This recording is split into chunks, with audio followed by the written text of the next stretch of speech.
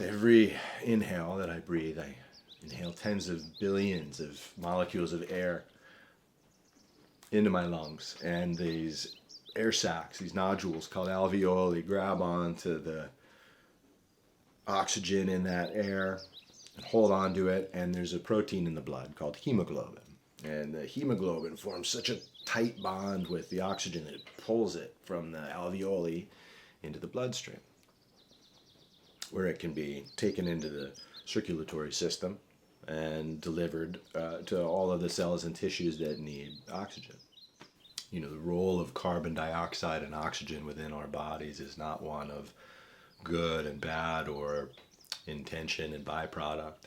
It's taught that carbon dioxide is a waste gas when in fact it's the vital key that unlocks oxygen from its bond with hemoglobin in the blood cell so that the oxygen can be released to the cells and tissues that need it. So they work in a relationship of balance, and that relationship as a model of balance, that belonging and understanding, can scale up into any of the relationships that I'm thinking about holding in my life.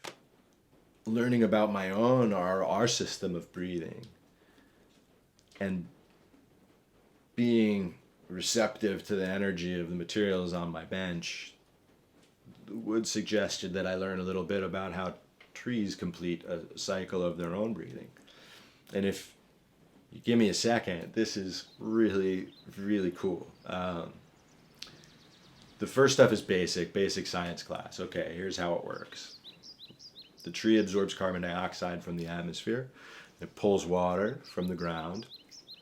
And the water and the carbon dioxide meet in the plant cells, and through the process of photosynthesis driven by sunlight, inside the plant cell there's an organelle, and in the organelle is a protein called chlorophyll. And this is the place where the transformation between carbon dioxide and oxygen happens. The carbon dioxide comes through the organelle and turns into glucose, and then becomes part of the tree's energy economy underground. And meanwhile, the water that is pulled up from the ground and comes in through this plant cell loses an electron through the chlorophyll and is released through the trees through respiration in the form of water vapor, which becomes what we breathe as oxygen.